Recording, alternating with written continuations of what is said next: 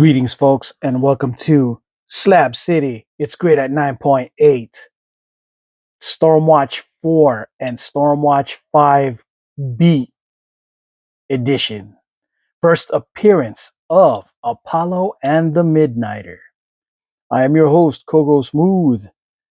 And as you can see, I'm building off of the hype of what's going on with the Authority right now. I'm one of those guys who was a huge fan of this, this series in general, right? So I got ahead of the curve because I'm one of those people. I'm just a fan. I remember people were laughing at me, going, "Yeah, it's whatevs," and now it's kind of a thing now.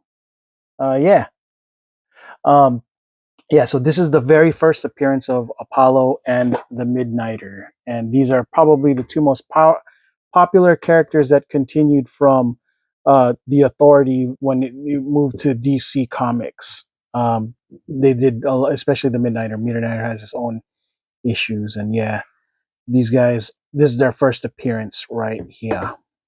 Yeah, art by Brian Hitch and Paul Neary, and Warren Ellis is the writer genius. I love his stuff. Uh, yeah, this basically tells a little bit of the. Well, it was like a 4-issue series that had that talk about the origin of Apollo and the Midnighter and how they eventually became members of the Stormwatch. Um, it was kind of like they were supposed to be part of a team B of Stormwatch that I believe that things just didn't go well when they had to fight um, whatever assignment that they were trying to go up against it, and they're trying to get their revenge in this issue. So if I can remember correctly, but yeah, Apollo and the Midnighter really critical members of the Authority and the most beloved because and then they just happen to also be um, DC's, if not comic book during the late 1900s, early 2000s, uh, gay duo.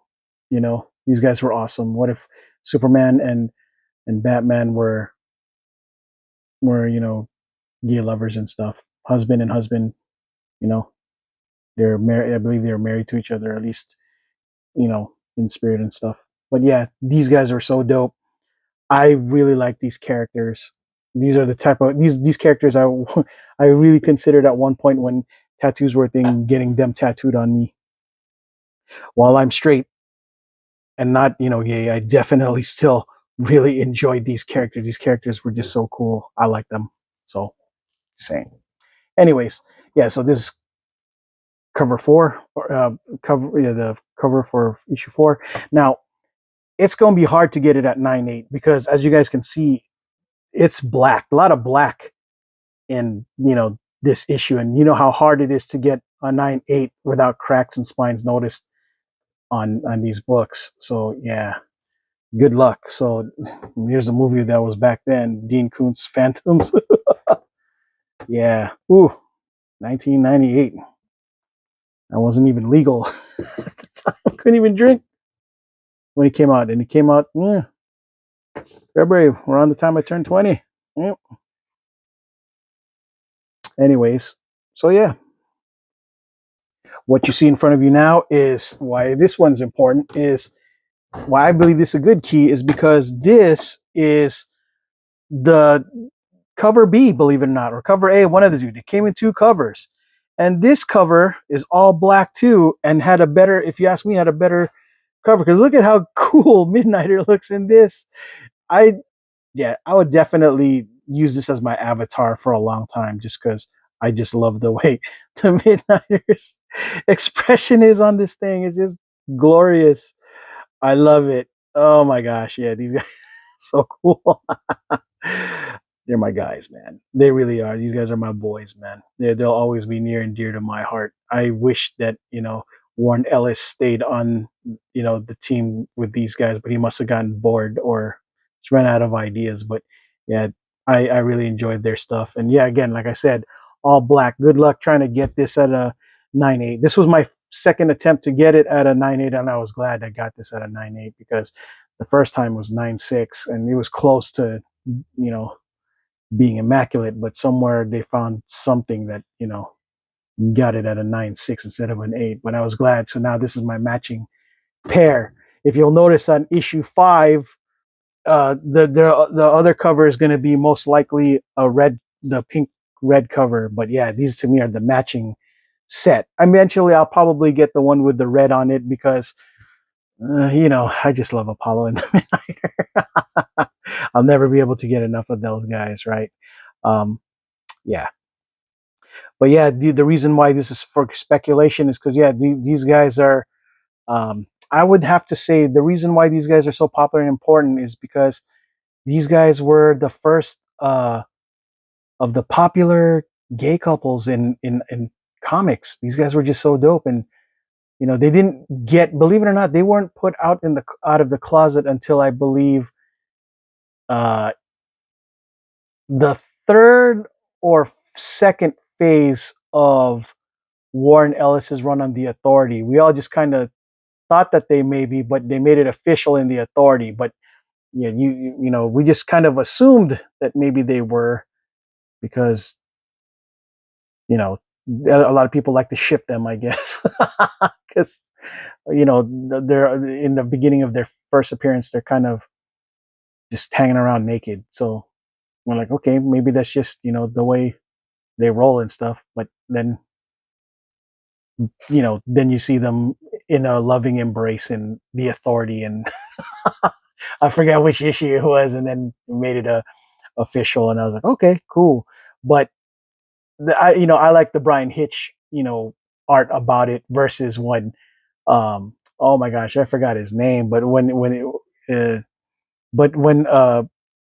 I believe it was oh my gosh, my memory is trash. Um, when Mark Millar took over the story, and the art I believe was done by the same guy who did Justice League. Oh my gosh, let me figure it out. I know it's um Frank Quietly. Yeah, he started to do the art, and yeah, I was not a big fan of the obnoxiousness of their the way they conducted themselves. I like the more subtle way that Brian Hitch had them do. I'm a little more on the conservative side of things, but that's just me. Anyways, um, yeah. Either way, these guys are dope. I really, especially the way just how brutal the Midnighter is. He just beating people up. What if he's like Batman? Like his powers make him like Batman. Like he's able to calculate and fight everybody, a million times before he throws his first punch. He already knows how these are going to end up. So that's his power because he's got an infused spine neuro thing going on. I can't even begin to describe in scientific terms what's going on with his entire uh, cranial slash neuro system, right?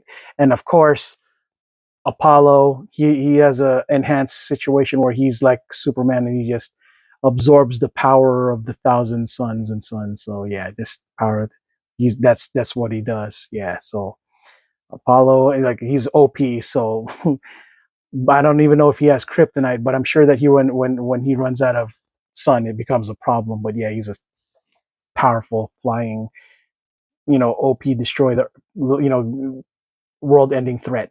Okay, and these are the coolest members of the Authority to me, other than Jenny Sparks. Yeah. So yeah, this is one of those speculation books I would recommend while to get their first appearance before the rest of the fandom catches on. Well, it's kind of on the cheaper side, but I don't know. Maybe the prices are out of control. I bought these they're I believe in the 100 to 200 range back then. It was very niche, but the people who were in the know who was about them really wanted copies of these. So yeah, they would pay a little bit of more obnoxious price. And now I'm seeing these books going for around the same price and trending upwards on eBay. So yeah, well, that's all I got for this segment of Slab City. It's graded at 9.8. Stormwatch Volume 2, Issue 4 and 5, Cover 5B. I am your host, Coco Smooth, and until next episode, ciao.